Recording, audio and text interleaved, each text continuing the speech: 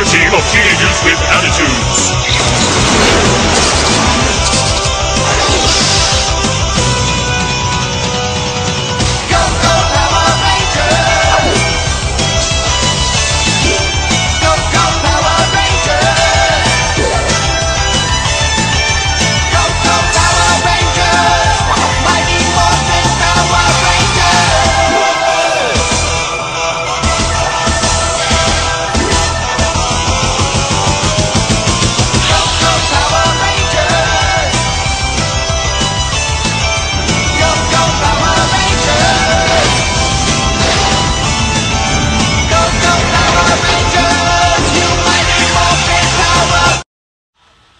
Hey guys, this is Admin Cody here with our special guest interview with David Fielding AKA Zordon himself. Why don't you go ahead and say hi, fixing to call you Zordon. So go ahead and say hi, David.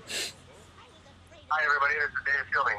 How are you? Yeah, we got your questions at the ready and everything, so if you guys bear with us, we got a few things that we want to do while we're in this interview. Anyway, I'm gonna let you, how do I say this? Okay. I'm gonna ask you a few questions that I want to ask you. So, first of all, my first question was, like, did you ever expect Power Rangers to go as far as it did when you first actually read the script and all that stuff? Like, do you think it was gonna be as big as it was? I didn't know if it was going to be as big as it was. I knew that it was going to be popular because it combined a lot of the things that I really enjoyed when I was a little kid. I mean, when I was watching Saturday morning television when I was growing up, I mean, it had that same sort of feel to it, something that the American public was just going to latch onto and get really excited about. And I was also a big fan of anime and manga and the kaiju, so I knew that, you know, giant robots and giant monsters are always going to be, you know, something really great for kids to latch onto. So I didn't know that it was going to be, you know, something that would continue for like 20 years or whatever. Yeah, but I did know that it was going to be, you know, very popular at the time. I know, that's insane, isn't it? 20 years later, and it makes me feel old. Because I actually grew up with this show. I was like, I remember buying the VHS tapes when they were new and the toys when they were new, and I'm just like, oh my god. Yeah. Do you actually keep up with the series now, or do you just like certain episodes or certain seasons that you keep up with, or? I actually don't, and I feel kind of bad about saying that. I mean, but, you know, life takes you in different directions and stuff, and yeah. I didn't keep up with the series after I left. I had other things I was involved in. I was part of the video game industry for a while as a designer and a voice actor, so and, you know, that was in the early days of the web, and there wasn't a whole lot of ways to access the shows other than renting them through Blockbuster or something like that. So I didn't keep up with it. And last spring, I was at Tech ShowCon here in Pittsburgh, and I got a lot of the same questions. And it was really nice to be able to see some of the fans and to share their reminiscence about the series, and also to catch up on a lot of things. I got filled in a lot of what happened on the show from being at the show. So yeah, at the con. So. Yeah, and another thing is that when the show actually aired, I think a lot of us kids, when we were kids, we actually got really upset of when Zordon died. And I know that you actually didn't voice Zordon at the time. I think you left like in season 2, right? I did voices for the first season, so like the first 40 episodes or so in yeah. my voice, but they continued to use my image throughout until the character was written out or killed off in the show. So for those of you that asked if that's his face in the tube, it was, wasn't it? That is my face, yeah. So everybody thought it was just the voice, and everybody's like, is it the voice? Is it the... Yeah, like they only credited you for the voice in what I've been looking up. They didn't say you were the actual actor. Right. But if you go back and you watch the first season, they do have my name under the character. So yeah, but you know, people get confused. Yeah. Well, if you go on my Facebook page, there is a shot of me sitting in the makeup chair. So that was my face. So. What I'm gonna do is okay, I'm going to actually go ahead and read off these other questions, and then I'll bring in the other two people. Sure, no problem. Okay, so let me open this up because I have them actually stored in like Notepad, like a busybody. Okay, Bobby Rozowski. He said his question to you would be, how was it to be an actor in the series of Mighty Morphin Power Rangers and only be a floating head? How was it? Yeah, like what? I mean, like how was it to? How did it affect you when like that you thought you were like a head in the tube and you didn't really have any kind of moving capabilities? You were just a floating head. Like I was actually fine with it. I mean, the interesting thing is they only filmed me one day because when I was hired to do the part, it was as a pilot. It hadn't even been picked up as a series yet. It was just a pilot that they were going to pitch to the television studios. Say, okay, this is something you could have for your Saturday morning lineup. So it was a one-day shoot, and I understand that from production costs that they were able to recycle that footage of my face over and over rather than film somebody again and just bring somebody in to do voices for the character. Because if you notice Zordon's face, his mouth is always fudged out. I mean, so they were able to just reduce their production costs without having to film the character over and over. I mean, and on the one hand, that limits you as far as the emotional or interaction that the character might have. But again, at the time, it was a production cost issue. So, but I just thought it was very cool to be having only I hadn't been in LA very long. I'd only been there for like 2.5 months when I got the job. So I was, really thrilled to be able to, move out there and get a job so quickly and then have it turn into something that was really part of pop culture and a phenomenon. So it was pretty awesome. Yeah, and I mean, I think it's kind of eerie to think of the show being that old, but I really don't want to think of that because if I do, I'll have a midlife crisis.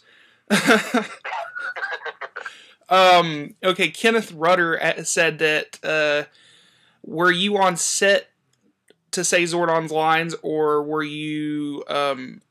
lines recorded at a studio like a traditional animated film? They were recorded at a studio. I don't exactly remember the name of it. It was down in downtown Hollywood. The interesting anecdote about that is with the same voice studio that they recorded pickups for Star Trek The Next Generation. So I was always meeting actors from that show in the hall. Not that we ever conversed or anything like that. We would just pass each other in the elevator. But it was really neat to be in Hollywood and feel like you were part of the industry. So yeah, yeah, and yeah. So Andre Drew said, "Did you know you were going to play a giant floating head, and would you come back to Power Rangers one day if they decided to bring Zordon to life again?" Yes, I was fully aware of what the character was when I got the part. So I knew that the character was going to be in the tube. It was described that he was, a being that was trapped in an interdimensional time warp. So I knew that he wasn't actually there, but his role was explained to me that he was very important, that he was somebody who was going to mentor these kids and guide them through, helping to protect the Earth from all these threats. So I understood that right from the start. And if they invited me back to portray portray the character, yes, of course I would go back. I mean, it would be very flattering to be asked back. And also, I think it would be very good for the show as far as consistency, because you want the same look for the character rather than and when I saw the Power Rangers movie, it was kind of disconcerting to see that Zordon looked so different from what he did in the TV series, and I wondered how the fans felt about that, if they felt like, well, that's not really Zordon, or why did they make Zordon look like that? And, well, that movie... As a writer and an actor, I feel like, yeah, you'd want to bring the same person back, because, you know, going to the movies nowadays, it's like Robert Downey Jr. as Iron Man. If you put somebody else in the suit, is it really going to be Iron Man? Exactly. And when you mentioned the movie, let's just say that movie actually had a budget to it, and I'm actually surprised they didn't actually ask you to provide any kind of how do I say this? I'm actually surprised they didn't ask you to come in at some point, because like, I was confused. It was some other guy that they changed the voice. I was contacted when the movie was getting going, because they had originally was planning to film it in LA, and I was still in the United States at that time, so it would have been very cheap to fly me out there and do it. But at some point during the production process, it got switched to being filmed in Australia. So rather than bringing in like a bit part actor, which was kind of like what Zordon was. He was kind of a bit part. He wasn't on screen the whole time. He didn't get to have a lot of screen time. I think, again, for production costs and everything like that, they decided to hire a local Australian actor for that part. So, yeah. Again, it's the nature of the business. You know, you try to do things cheaply, and so I don't begrudge them for that. I mean, oh, and you can, and when you mentioned he was an Australian actor, you can actually hear him at an Australian actor in that. I don't know if I've ever mentioned that before to somebody, but I can hear it. So, Amanda Treat she said that, after 20 years, did you think that Power Rangers would have a cult following, like its fans and stuff like that? Did you expect it to? Did I? Oh, I mean, it's very interesting. I knew this show was popular. I knew that it was still, going strong and everything like that. But I didn't realize how much of a fan base it actually had. I mean, it was only in the last 4 or 5 years that I started to go, wow, okay, this thing is really big. And by big, I mean that it touched so many other people, growing up, and again, being at the convention this last year was really an eye opener as far as how many of the kids, looked towards the show as a source of inspiration. I met so many kids who came from broken homes or had one of either their mother or their father absent most of the time, and kind of looked at the show as a surrogate, to help them guide them and stuff like that. And I found that to be very, very flattering and very humbling to know that the show was able to provide that kind of a support system for those kids who needed it. So I think that was really amazing to me. Yeah, and after this last question, we'll have to cut off because, my YouTube videos can go as high as 15 minutes. So, Sure. Anyway, the next question is by the same person.